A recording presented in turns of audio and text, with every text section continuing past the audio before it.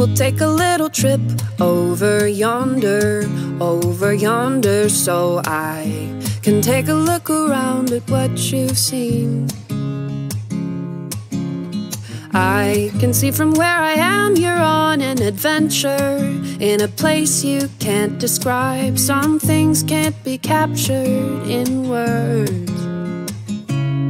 So show me colors, colors I need, pictures that... Alright, what's up mga ka-math learner? Isang magandang araw sa inyong lahat. Ito pa rin ang inyong abot kamay na math teacher, si Sir Ash. At today ay magde-discuss tayo ng first module para sa quarter 3 sa ating mga grade 8 students. Alright, so in this module discussions, we will learn the first topic of quarter 3 para sa kanilang mga lesson. But this is under geometry. Alright, okay, before we start, my dear math learners, kung bago ka pa sa channel na ito, please click that subscribe button and notification bell para laging mas updated ka sa ating mga discussion. So, let us start, my dear math learners. Okay, ano nga ba itong quarter 3 module 1 para sa ating mga grade 8 students? Okay, so the topic is all about describe mathematical system and its axiomatic structure in general and in geometry and in particular. So, technically, my dear math learners, ang topic na ito is focusing on geometry. Somehow wala masyadong solving. Instead, we will be talking about defined terms, undefined terms, postulates, and theorems. So, more of the students or most of the students na nakakausap ko, isa ito sa kanila medyo nahihirapan na topic because they are parang hindi masyadong clear ang pagkakadiscuss kung ano ang pagkakaiba ng mga axiom sa postulates, sa theorem, sa corollary, and other terms sa geometry. So today, hopefully, we can have justice in discussing this topic. Alright, so let's go to the page 2 of the module. So page 2, dito nyo makikita kung sino ang gumawa or the people behind this module. So disclaimer lamang po, my dear math learners, hindi pagmamayari ni Sir Ash ang mga modules na dinediscuss dito sa channel. Instead, we are just here to help them. The modules here are owned by the Department of Education, Philippines. So, nandito lamang po ang ating channel para tulungan ang ating mga mahal na math learners sa pag-intindi ng topic. Alright, okay. So, now, let us go to the third page. That is the title page. Okay, on the fourth page is the introductory message para sa mga teachers as well as para sa inyo, mga math learners. Alright, so now, let us go to the fifth page, and the fifth page is the objectives of the module. So, ano nga ba ang objectives natin today? Alright, so the objectives are to describe mathematical system, the axiomatic structure of a mathematical system in general, and in geometry in particular. So, defined terms, undefined terms, postulates, and theorems. So, we will be, ito na yun, A hanggang E, ang magiging, objectives to describe mathematical system, to define the terms, to differentiate axiom postulates from theorems, and provide at least 3 examples for each of them. And then, to construct or formulate real-life problems that may solve through the use of concepts on axiomatic system. Okay, and finally, we have to aspire to become a great thinker by seeking more knowledge in mathematics, particular in geometry. So, sa geometry kasi, my dear math learners, the solution or the solving of certain problems is based on the proof or mga proving ng mga theorems, ganun. Alright, so, ito ang magiging basis natin for solving. So, at least, we need to know the foundation of it. Alright, so now, let us go to the sixth page. The sixth page is the pre-test. So, my dear math learners, no pressure at all. You can answer this on your own. Okay, so, this is, the first part is a matching type. Okay, so, definition ito in terms of the corollary, axiom, theorem, lemma, definition, logic, and conjecture. Okay, so, saan ba dyan ang papasok sa definition? And then, We also have the activity 1, give me, refer to the given picture. Okay? So, tingin kayo dyan kung saan dyan ang magre-represent ng point, line, plane, and solid figure. So, my dear math learners, if you want to consider a point, of course, if you have listened to our discussion on grade 7 about the introduction of geometry as well as the undefined terms, points, lines, and angles as well as planes, the point is just a dot. Okay, it is represented as a dot. So, here, maghanap kayo dito ng mukhang dot. So, it could be the corner of the walls. Yan, oh, yan. Somehow line, it's the edge. Okay, it could be the edge of the, ano ba to, mapa ba ito? Okay, or I think yung mga edge ng table, yan, pwede yan sila. Okay, for plane, we have here a circle. Alright, you can see that one in the clock, or what you call that, alarm clock. And for solid figure, of course, any solid that you can see in the picture is considered to be a solid figure. So, napakadali lamang nito, my dear math learners. Alright, so now let us go to the next. Activity 2. Okay, ito naman is to make a concept map based on this given terms. Okay, different terms. We have the axiomatic system, the 3 undefined terms, the 5 postulates, the theorems, axiom, postulates, defined terms, corollary, and lemma. Okay, so if you do have some idea on how they are connected and how they are different with each other, you can make a concept map out of this. So later on, we will be discussing the actual concept map of these terms. Alright? Okay. So, hopefully, makagawa kayo ng structure based on these terms. Alright. Now, let us go to the first activity or the first introduction of the module. Okay. So, the let us study part. So, we have here 2 oranges. Okay. We have here an orange and we also have here, I think this is lemon. Okay? Or tinatawag nila limonsito. Yan, yung mga maliliit na lemon. Alright. So, ano ba dito ang mga katanungan? Okay. Do you think it is possible to make a valid conclusion without even going through the process of investigation? Okay. What would you do if you were asked to make a decision that will affect many people? Of course, mahirap yon. Many aspects in our life involves decision. Of course, kahit sa pagbangon pa lang, mula sa paggising mo, ay isang desisyon ang gagawin mo, whether babangon ka talaga o matutulog ka. Alright, so in this lesson, you will be able to learn the foundation of basic terms in geometry and reasoning. So, is it possible to get the circumference of the orange in the picture? So, this is the orange, based on the dot which is on it. So, if this is the dot, can you get the circumference? Of course, we already know that the circumference is equal to the pi multiplied by the diameter. So, question is, if we could have the diameter of this orange, well, we can get the circumference. Or, if ever we have a radius at least, so we can use the formula 2 pi r. Alright. So, how about this one? Second question. Have you ever wondered that if you continuously put all together the small lemon, ito yon, okay? Just like a dot infinitely, what will you form? Okay, so pagsasamahin mo daw yung mga dots, ano daw yung ma-form mo? Of course, as you can see in this example, para kang naka-form ng isang, of course, line. Alright, napakadali lang. Can you form a line if you put 2 objects like fruits in a plane? So this is a plane, these are 2 fruits, so can you make a line out of it? Of course, yeah, if you connect them. Simple. Alright, so now let us continue. Do you still remember your geometry lessons in the previous year? That is in grade 7. Hopefully, my dear math learners, naintindihan nyo pa yon. Alright, so this is the concept map being created. Okay, we have here the axiom and postulate. Okay, so magkasama silang dalawa. Then it goes to the axiomatic system and then goes down to the theorem. Under the theorem are the corollary and lemma. But connection to axiomatic system is the 3 undefined terms, and connected to the axiom and postulate is the 5 postulates.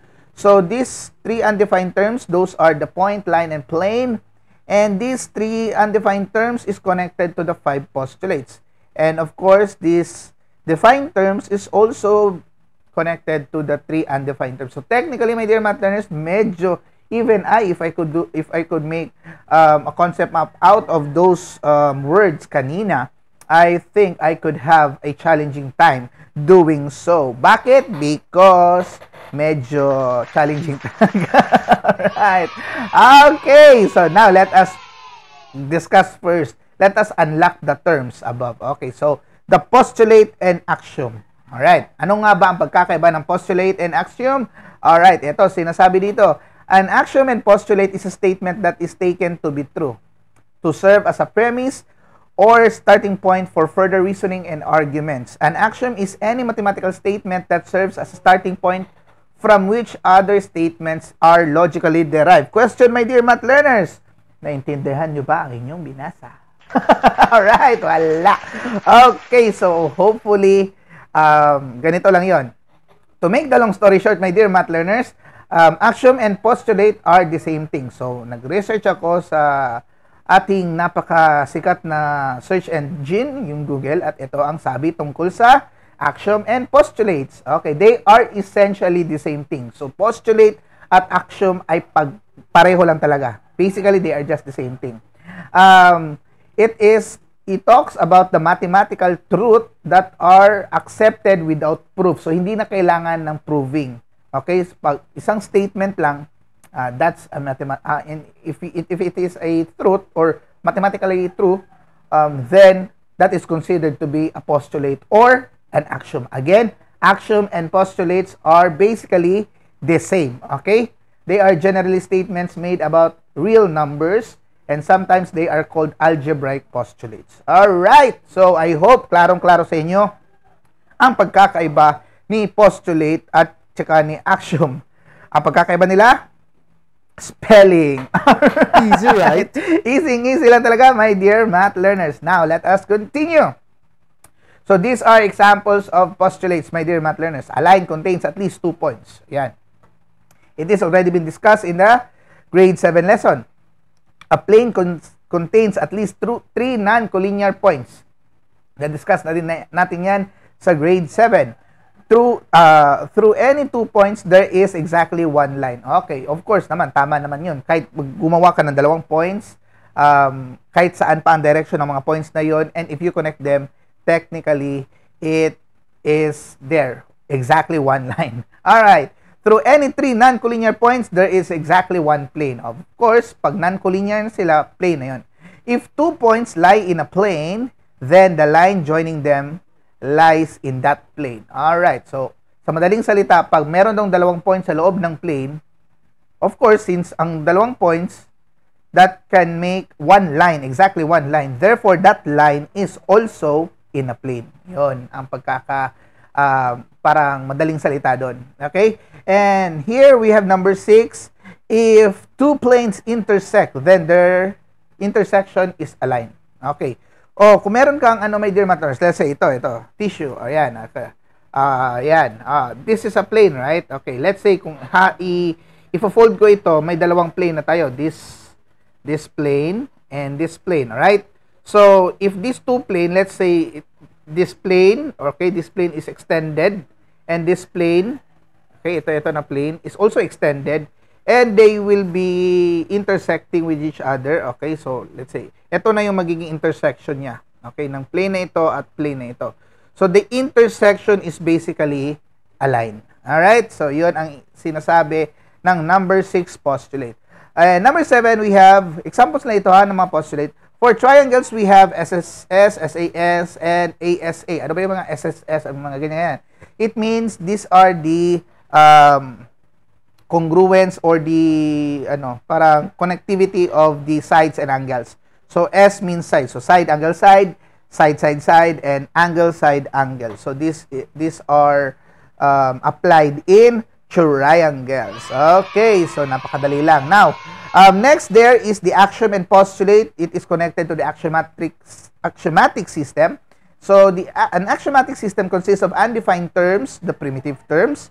It is any set of axioms with some or all axioms that can be used in conjunction to logically derive theorems. Alright, so technically, my dear math learners, it is just a system, a group of the undefined terms. Okay, so yun ang magiging when the postulate and axioms or the axioms is being connected together to form a system that is known as the axiomatic system, and these are the basis in forming or in making conjunction para sa ating mga theorems. Ang tanong, ano ba ang theorem? Alright, ito naman din ang sinasabi sa theorem. A theorem, by definition, is a statement proven based on axioms. So, other theorems and some set of logical connectives. Okay, so, I'm sure you want to ask, sir, ano ba ang pagkakaiba ng postulate sa theorem? Okay, so, gumamit na naman tayo ng search engine na si Google. Alright, at ito naman ang sinasabi ng postulates and theorem. Okay, ito ang pagkakaiba. A postulate is a statement that is assumed true without proof. Alam na natin yun. Postulate and axiom. A theorem is a true statement that can be proven. So, it is a statement na pwede nating i-prove. Si postulate, statement siya that does not need to be proven. Okay, so I hope that is clear, my dear math learners. So, from the word itself, theorem, ano tawag dyan, root word niyan is theory. So, para mga ano natin na, may theory ako na yan, ganyan. Alright? So, mga theorem, it can still be proven to be true. Alright? So, ganon. Listed below are the 6 postulates and the theorem that can be proven from these postulates. Okay, so ito na ngayon ang mga 6 postulates. So, kanina, ito yung pinag-uusapan natin, yung 1 to 6. Then, the theorems we have here, if 2 lines intersect, then they intersect in exactly 1 point. Okay, 2 lines. Kanina, sa postulate, if 2 planes intersect, they make a line, right? They make a line. Okay, ito yun. Okay. If the 2 planes intersect, they make a line. But if 2 lines intersect, okay, if 2 lines intersect, they make exactly 1 point. That point is known as the point of intersection. Okay? So, yun ang sinasabi sa theorem. And this can be proven. Okay, yun. And then, we also have here, if a point lies outside a line, then exactly 1 plane contains both the line and the point. Alright, so ganon din yun. So, when a line, and then another point, so this line contains 2 points, of course, at least 2 points. And then, there is one point outside of that line. Of course, since 3 point na ang pinag-uusapan ngayon, it can make or it will lie in the same plane. So, ganun lang kadali. My easy, dear, right? Yes, easy lang talaga. Alright, so, hopefully, nakuha niyo ang pagkakaiba ni postulate at theorem. Postulate, no need to be proven because it is already a mathematical truth. Theorem is a true statement that can be proven. Alright, so, ganun lang kadali, my dear math learners. Now, we have here, in the theorem, we have the corollary and lemma. Okay, a corollary is a theorem. So, theorem siya. So, si corollary ay isang theorem, si lemma ay isang theorem. Alright. So, a corollary is a theorem that is usually considered an easy consequence or result of another theorem. Okay. However, ang lemma naman is generally used to describe an auxiliary fact that is used in the proof of a more significant result, which is that theorem. Okay, so to make it more understandable, we have examples here. Ang theorem daw is the angle at the center theorem. Okay, angle at the center theorem. If you have this, kung nakapag-panood kayo sa ating discussion on angle at the center theorem, it could be applied in circles, yung central angle. Okay. We also have here corollary, angle subtended by the same arc theorem. So, with the same arc, ito na yung parang dalawang inscribed angle, okay, in the circle. That inscribed angles that shares the same arc. So, it could be known as it could be considered as a corollary. A lemma is angle in the semicircle theorem. Okay, so somehow medyo nakakalito konti, right? So, let us consider another discussion from our Google search. Okay, ito naman ang pagkakaiba at connectivity ni theorem sa corollary at lemma. Okay, so of course, the theorem, the corollary at lemma, pinag-uusapan nila or these are certain proposition. Okay? Now, ano ba nga ba ang ibig sabihin ng proposition? A proposition is a mathematical statement that is either true or false. So, mga statements lang ito, my dear math learners. Example, let's say, 3 is greater than 4 and 7 is a prime number. These are all propositions. However, alam natin na 3 is greater than 4 is mali. 7 is a prime number, tama. So, regardless of which, they are known as proposition because they are just statements. They could be true, they could be false. Alright. Now, a theorem is a proven proposition. Ibig sabihin, totoo na ito. Yung proposition, yung statement, na prove na, so it is considered as a theorem. Okay? An example of a theorem is the Pythagorean theorem. So, otherwise, we know that the Pythagorean theorem is a squared plus b squared is equal to c squared, where a and b are the legs and c is the hypotenuse. Now, it means that the connectivity of the hypotenuse to its legs is basically in this formula. Okay? Na kung i-square mo daw yung isang legs plus i-square mo yung pangalawang leg, tapos i-add mo silang dalawa, ang equal nun is the square of the hypotenuse. And that talks about triangles. Alright. Okay, so that is considered a theorem. Now, a corollary, my dear math learners. A corollary is a result from a theorem. Okay? That doesn't require too much proof to show. An example of that is here. Okay. A triangle is isosceles. Theorem ito ha. A triangle is isosceles if the two angles are congruent. Because we all know that the angles and the sides are related with one another in triangles. Okay. The bigger the angle, the bigger the side. The smaller the angle, the smaller the side. Ganon yan. Okay, so this is a theorem. A corollary is an equilateral triangle is equiangular. So, kung ang triangle daw is equilateral, meaning all sides are equal, ibig sabihin, ang angles daw doon ay equal din. So, that is equiangular. So, basically, it is just a statement that doesn't need to be proven. But, you can still prove it. Why? Because, as we know, hindi masyadong ipoprove talaga, but as we know, in a triangle, kapag equal yung mga sides mo, equal din talaga yung mga angles mo. And you can prove that one because there is a connection between sides and angles. Okay, so for lemma, it is a theorem that is proven in a proof to help derive the next result. An example of this is below. Okay. So si lemma is a statement. Proposition pa rin ito siya. Pero it is, again, a proof to help derive the next result. So, it is used para malaman natin ang next result. Okay. So, example, we have, this is the problem. Find and prove all prime numbers or primes, which is derived at P, or denoted as P, that divide n is equal to 2 to the power of 100 times 3 to the power of, I think that is 23. Okay.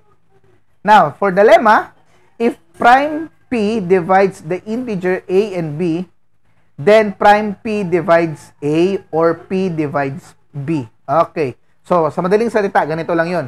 Kung ang AB, the product of AB, A times B, is divided by P, then we can say that A can divide P or B can divide P. Okay? So, ganun lang yan. So, it is somehow a next step a next step proposition from the given theorem. So, yan ang pagkakaiba ni theorem, ni corollary, at ni lemma. At yan din ang kanilang connectivity. Excuse me, my dear math learners. Alright! So, let us continue. Now, ito naman, sa part na ito, is napakadali na. Okay, so we now go to the undefined terms. Ito yung na-discuss natin sa grade 7 few days ago. Okay, so the three undefined terms in geometry is point, line, and plane. Bakit sila tinawag na undefined terms? Dahil wala silang specific definition. Ibig sabihin, ang nagagawa lang natin sa mga terms na ito, point, line, and plane, ay pawang description lamang. So, a point has no dimension, no thickness, no length, no width. Okay? It is represented by a dot and it is named with capital letters. Okay? So, yan. Point A, point B, point C, and point D are examples of point. So, in a Cartesian plane, point is represented by the x and y coordinates known as yung location nila. Alright, now, about the line. Ang line naman, it has length, pero no thickness at no width. Ibig sabihin, one dimension lang siya.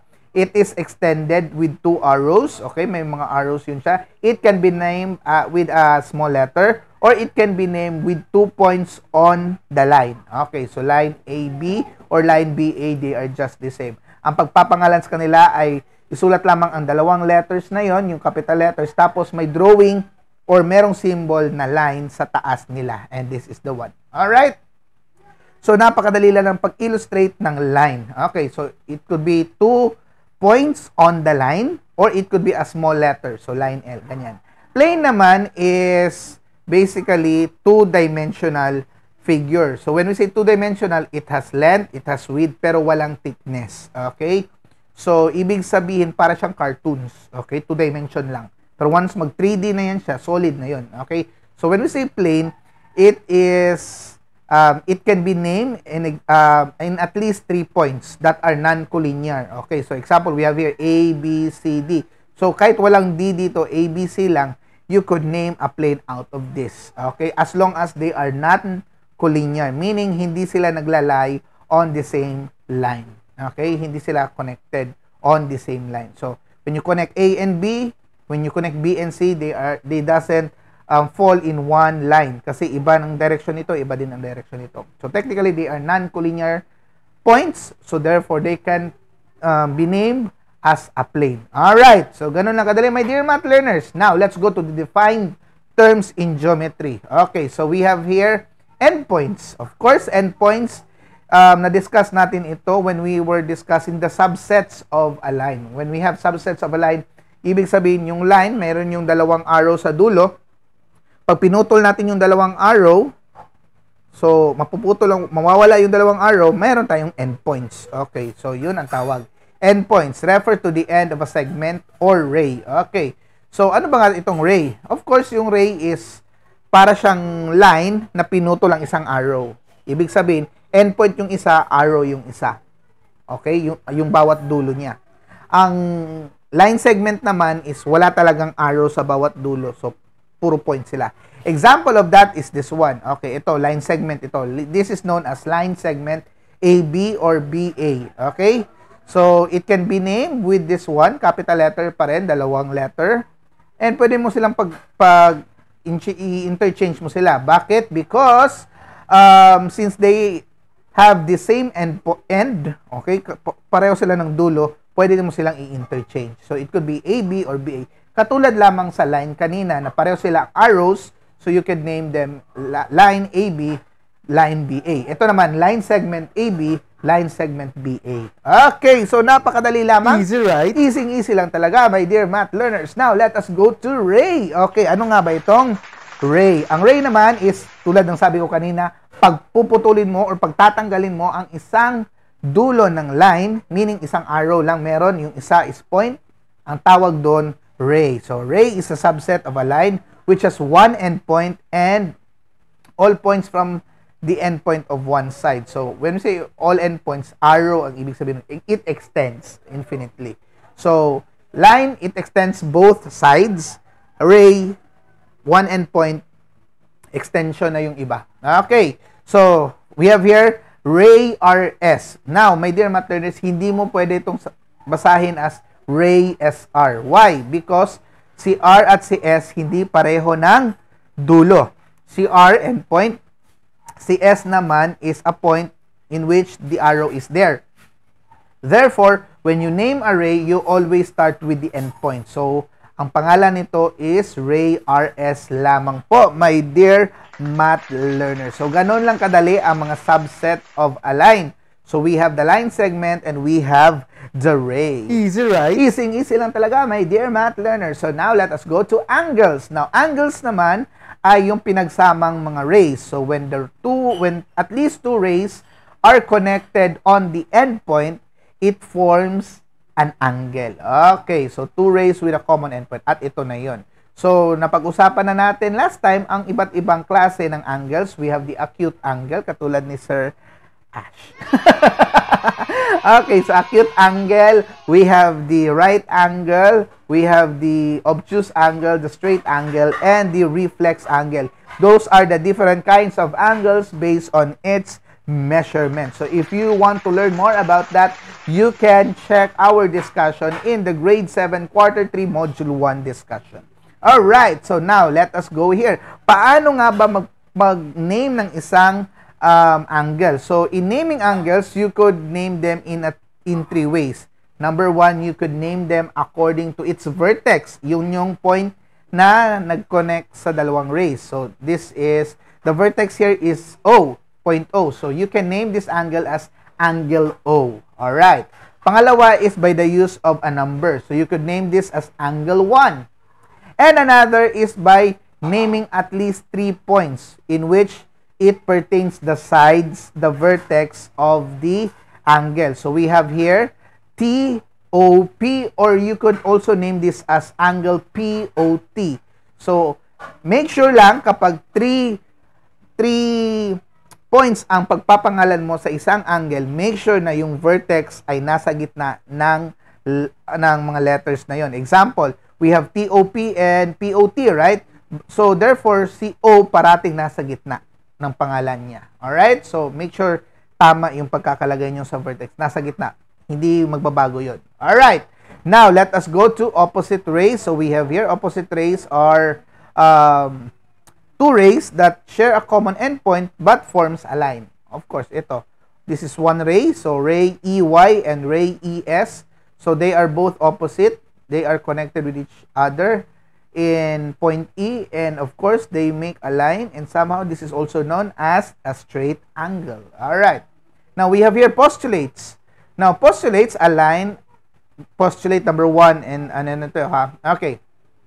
So, we have here the postulates. Postulate 1 says, a line contains at least 2 points. Okay. So, isang line, pag meron ka makita isang line, at least 2 points, pwede mo pangalanan yan. Okay. Of course, you can also name it with the small letter. Alright. Postulate 2 left as an exercise. Postulate 3, through any points, there is exactly one line. Okay. Through any 2 points. Yun yung pinag-usapan natin kanina. Okay? Postulate number 4, pag 3 non-collinear points, it will make a plane. Okay. Postulate 5, if 2 points is in a plane, then the line that contains the points is also in a plane. Alright, ganun lang. If 2 planes intersect, makaka-form ito ng line. Katulad na papapakita ko kanina sa tissue. Alright. Now, we have here theorem. So, remember, postulates is the same as axioms. Okay? So, under the postulate and axiom, that is the axiomatic system. Under the axiomatic system is the theorem. Alright. So, we have the theorem. Under the theorem, we have the corollary and the lemma. Okay. So, theorem number 1, we have, if example lang ito, if 2 lines intersect, then that intersection is exactly 1 point. Okay. If a point lies outside on a line or outside a line, then exactly one plane can contains both the line and the point. Okay, if 2 lines intersect, then exactly one plane contains both lines. Okay, so ito 2 lines intersect, then exactly one, hindi ito plane, my dear math learners.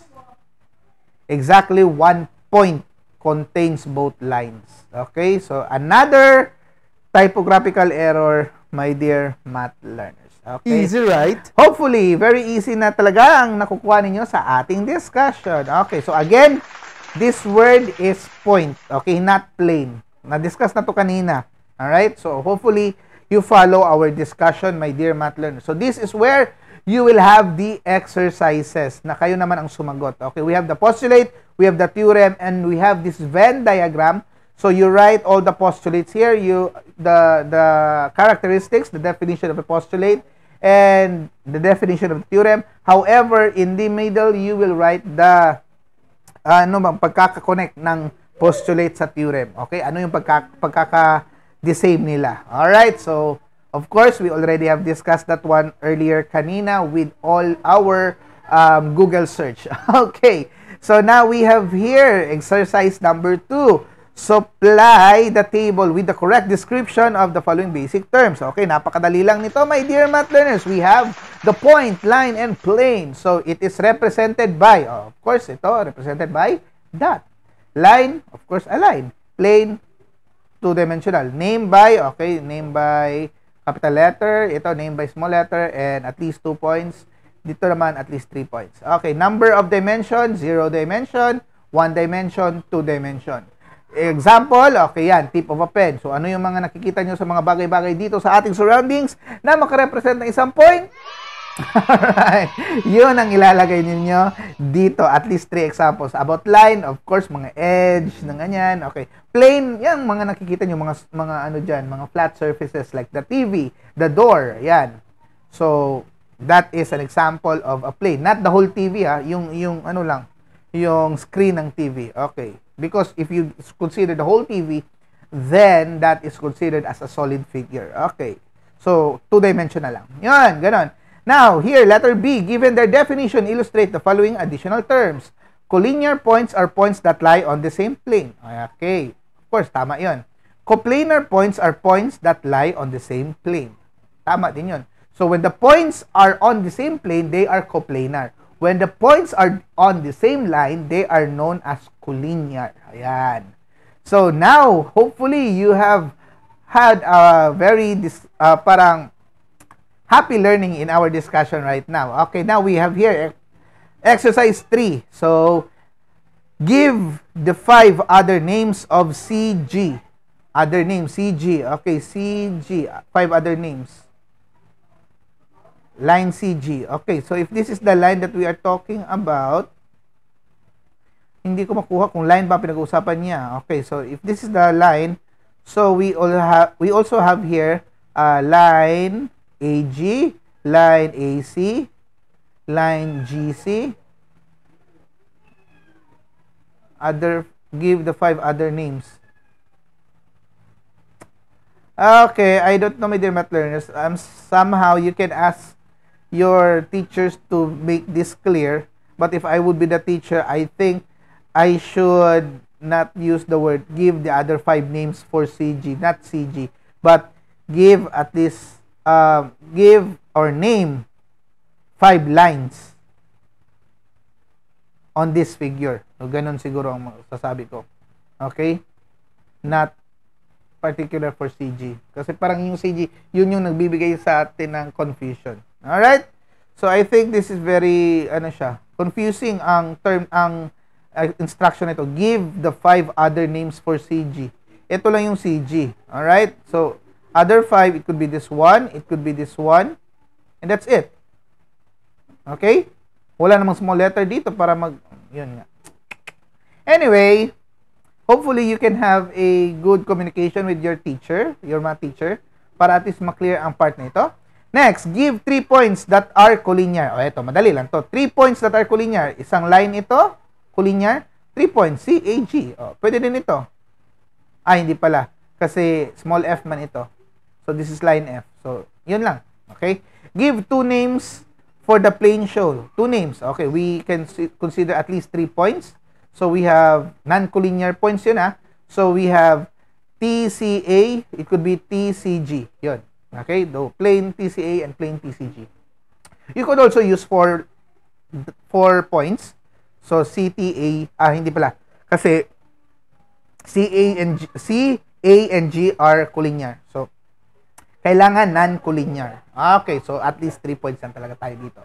Next, we have name the intersection of the plane and line F. So, intersection of the plane, this is the plane, and line F, ito lang line F. So, intersection niya nandito. Ayan. Alright? Clear na clear. Okay, so we have here, a plane contains at least 3 non-collinear points. Okay, so your illustration, gawa kayo, drawing kayo dito. Parang ganito lang. Tapos 2 points. At 3 points. Napakadali, my dear math learners. Easy, right? Yes. Now, let us go to letter B. Are there any of the following situation with 3 planes possible? Justify your answers by providing at least 1 concrete example. None of the 3 planes intersect. No.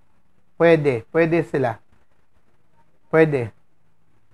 So, example of that is a 3-dimensional, okay?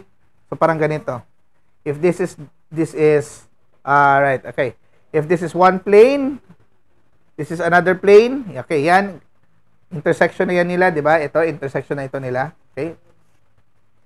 Alright? So, intersectional. Kapag gagawa ka ng another plane dito na hindi kaline dito at kaline dito, the third part, the three-dimensional part, you can make another intersection. Alright! Now, the three planes intersect at one line. Yes, pwede yun. The three planes intersect at one point. No. No. Two planes do not intersect. And the third plane intersect the other two. I think that is, no, not. Okay? Two planes do not intersect. So, para siyang letter H. Okay, parang ganito. So, if this is two plane, then another plane that intersect the other two. Yeah, pwede siya magawa. Only two of the three planes intersect. Yeah, pwede, pero not always. Okay? So, we can make possible. Ang tinatanong dito kasi is, can you make this possible? So, if you can figure them or if you can illustrate them, then good for you, my dear math learners. But somehow, I already gave you the hint on which is possible and which of this is not possible. Okay, now let us go to the let us remember. So, basically, my dear math learners, this is the part wherein it generalizes or parang sinasummarize niya na ang naging discussion natin for today. Alright, so we have here the axioms or the postulate, the system, the theorem, the corollary, the lemma, the point, line, and plane, and the other things that you need to understand. Okay, so after that is the, ano tawag nito? The post test of that module itself. So, my dear math learners, try your best to answer these multiple choice questions and I'm sure kayang-kaya na since we have the discussion already. And if meron pa kayong mga question, my dear math learners, na hindi nyo naiintindihan, please do write it or comment it in our comment section below. So, my dear math learners, hopefully, marami kayong naintindihan to our discussion for today. Okay, then after that, after the post-test, you have now your performance task, and this is the let us enhance. So, you have the direction here. You just follow that one. And the rubrics for scoring. Okay, for my students, we don't always use the performance task here because we are doing it to another way. Alright, so hopefully you can always communicate with your own teachers. So then after that, the reflection, what do you like to react, right? Three things. And heart react. So what are the two real life situation? And sad react, one question that you want to ask about the topic, my dear math learners. So, walang masyadong, of course, this is opinionated, so wala talagang mali sa mga ilalagay nyo dito. So, my dear math learners, this is the end of our discussion and I hope you have learned a lot of things about our topic. So, if you do have some questions, just put it in our comment section below. And before we end our discussion, hopefully you have already clicked that subscribe button and notification bell. And if you think that this video and this channel could help everyone in the country or anyone in yung mga kakilala ninyo, then please do hit that like and share button and share this to your fellow friends, classmates, and schoolmates. Ito pa rin ang inyong abot kamay na mga teacher, si Sir Ash, at lagi nyong tatandaan, masarap matuto ng mathematics kapag marami tayong nagsasama-sama. Thank you so much. God bless and keep safe always. All right. I will take a little trip over yonder, so I can take a look around at what you've seen.